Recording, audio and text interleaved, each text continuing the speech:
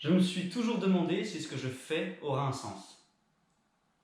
Si je suis bien à ma place, au bon endroit, avec les bonnes personnes. Je me demande souvent combien de temps mon corps va-t-il supporter ce que je lui demande? Est-ce que je suis plus performant lorsque je ne mange pas de viande? Ou comment la peur peut-elle paralyser mon cerveau? Mais bon, souvent je me demande aussi pourquoi les gens ont peur des araignées, comment les abeilles nous voient. Est-ce que les arbres se sentent protégés sous leurs écorces? Ou pourquoi la grande ours ne descend jamais sous l'horizon?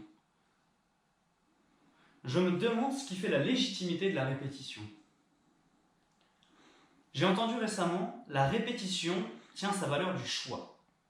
Donc, si je comprends bien, je répète parce que j'estime que ce que je fais peut valoir quelque chose. Oui, sans doute. J'ai 24 ans, c'est encore jeune. Je vis dans ma caravane, j'aime lire, jouer de la musique et aller en montagne. Ce que je fais dans la vie, c'est pas très important. On accorde beaucoup trop d'importance à ce que les gens font dans leur vie. Ma vie est faite de mouvements comme la vôtre.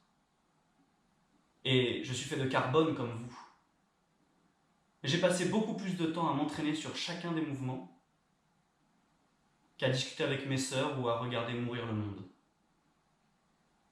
Boris Vian a dit « Je voudrais pas crever sans savoir si la lune, sous son faux air de thune, a un côté pointu, si le soleil est froid, si les 4 saisons ne sont vraiment que 4. Moi, je voudrais pas crever. »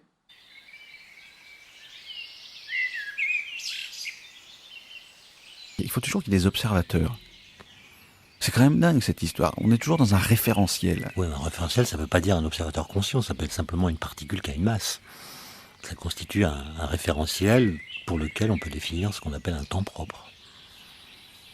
Oui, c'est-à-dire qu'en fait, on est bien d'accord que si un type il porte une horloge, une grande horloge, et qu'il est sur un tapis roulant, c'est celui qui n'est pas sur le tapis roulant qui va constater qu'elle va moins vite que la sienne. Le fait que l'horloge soit en mouvement ne va rien changer pour elle. Pour l'horloge elle-même. Ouais. Le mouvement est comme rien, disait Galilée, qui a inventé le principe de relativité que reprend Einstein. C'est-à-dire quand vous êtes en mouvement, tout se passe comme si vous n'étiez pas en mouvement. Donc le fait d'être en mouvement ne change rien.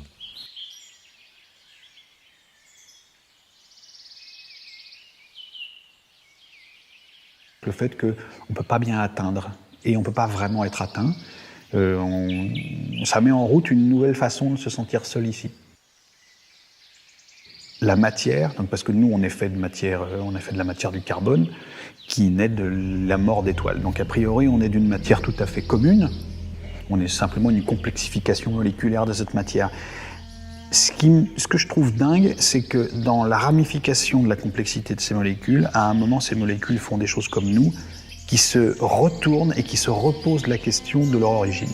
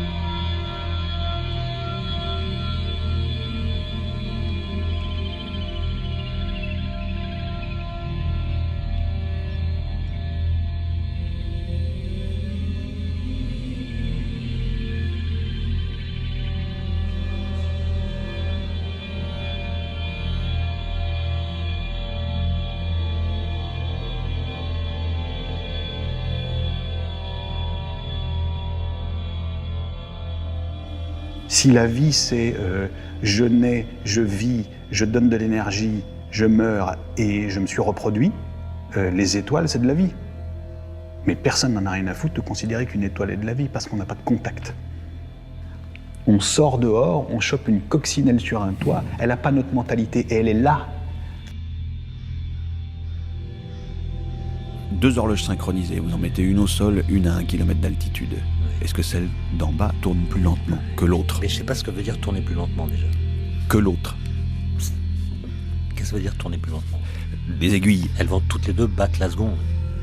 C'est quand elles vont se rapprocher que vous allez constater un décalage.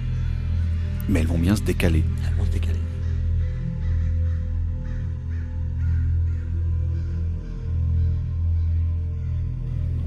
On s'est relevé, on a cette espèce de cerveau énorme là, et si tout ça était un défaut, est-ce que du point de vue d'un tiers qui viendrait, ce serait pas juste une maladie?